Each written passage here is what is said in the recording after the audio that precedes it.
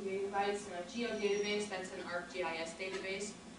It's also actually an access database. It has the same extension, but it's something specific to ArcGIS. So what are the other, like access is an RDBMS, right? What are the other like free softwares? I'm not sure what the other free softwares are. I mean, I don't know if like Oracle, that's another one that I hear tossed around, but I don't know if that is free. Yeah, I'm not sure what the other free, it would just be something when you're designing it to search around and look for. So. Is Access sort of the standard, like, that a lot of people are using? I think so. I think most people just use Excel. But if you do a relationship database, I have Access because it's free, like you mentioned, and most people have it on their computers. Except there isn't one for Mac. There isn't? No. No? You can I tried to find one for Mac and I couldn't find Access for Mac. Can't some Macs now you run like a PC? Yeah, you have to run a PC on your Mac in order to use Access. Okay. So All of the new Macs can use. yeah, that's one thing I have on here. You know, also is who's going to be using it. You know, what programs do they have? Mm-hmm. What questions are you trying to ask? You know, what plan analysis do you think you're going to do? You know, what information do you want to get from the data? You know, what do you want to be able to query out? If there's a lot of data entry, try to think of a way that you can simplify the data entry and also to reduce errors. I'm going to show you some tricks that I use so that I didn't put in bogus values.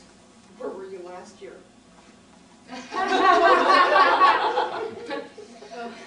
What reports and products do you need to produce?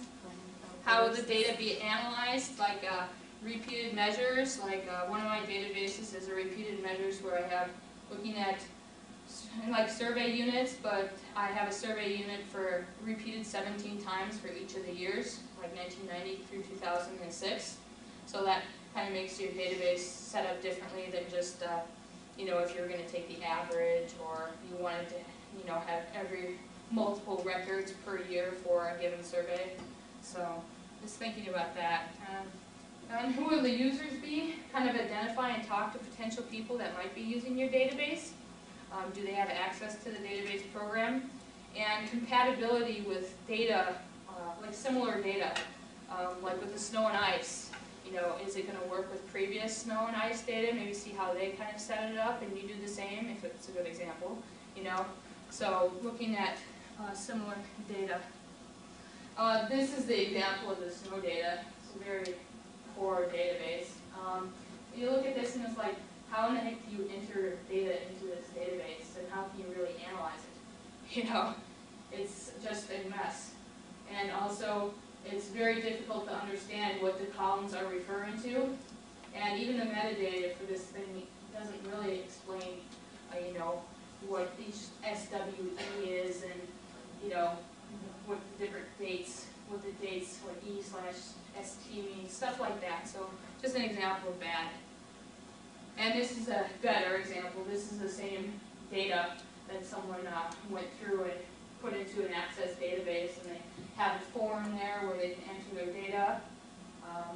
And they have, in this one, there's 3 different datas, 3 different tables that are connected. So just a much better layout. So when you build, are you going to talk more about developing a form? Yeah. Maybe. Your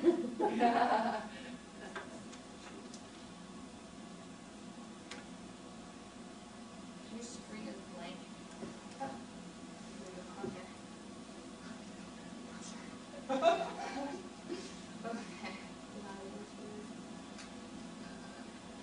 Okay, steps to build a database. Determine what the users want from the database and what data is needed to provide the output. So, you know, just kind of thinking ahead, like say with the, you know, with the leaf example, you know, just brainstorming what other things might be important parameters to collect, like with the site. There might be, like lat long might be important, influencing the size of the leaf, because one is at a higher latitude than a lower latitude. So just thinking about what might come into play when you're running your analysis and what the goal is of it. Decide what tables to include in the database. So with that example, sitting down and kind of breaking down the data as simply as you can into specific subjects and relating them together. Then identify the fields for each database. And fields can be, whether you want, say, year, if you want it to be a categorical or do you want it to be a numeric column. So not only the names, but also what type of a field that they're going to be, because that can affect your analysis. And you can then assign a unique field or a combination of fields for each table to ensure that no two records are the same. So that's that whole, the primary key or the unique ID. And then determine how the tables are related to one another. Then review the design and steps through the procedures with potential users. If they're going to be people other than yourself, see if they can understand the database and if they can extract the information that they want. I probably should have done that with some of the work that I did with Fish and Game, because ultimately people move on, and then other people are left with the database, and if they can't use it, then it's wasted work. So then make renovations if needed. And then you create the tables, enter the data.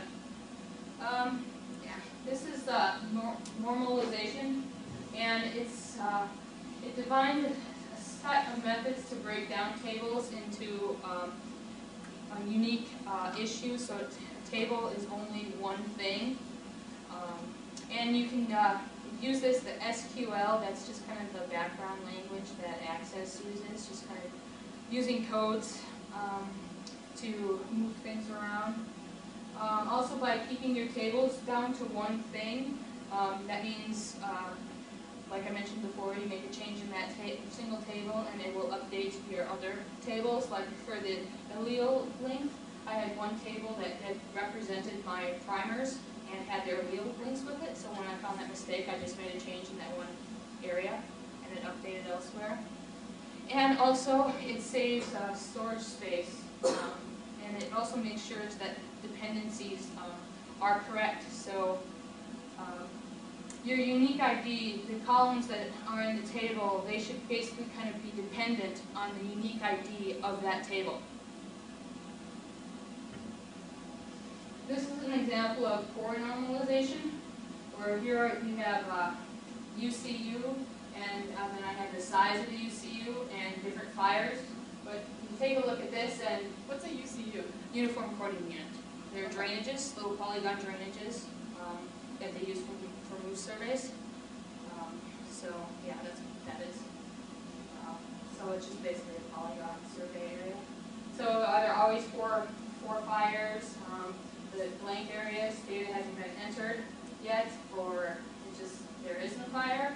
And the fire doesn't really explain the UCU. It's a total separate issue. So a better design, and this is the first level of normalization, is where you would have a UCU table and you would have a fire table, and then you would relate the two. This is the first level of normalization. Does anybody see kind of what is missing in one of these tables? You have that fire size in both tables. Well, you have to, because you have to relate them. But what if there's more than one fire per unit? Like, how do the 4 fires, if you only have one fire ID, how can that represent 4 fires? Well, is each fire given an ID number, and so then the fire is related to what unit it comes from, or which UCU? Okay, so you could just have the UCUs multiple times in the UCU table? Yeah, see, like here we have this UCU. This UCU here has burned multiple times, Got it. but this fire could have also burned another UCU. Okay. So we're missing a unique ID in that table. We don't have one right now. But then, yeah, sorry.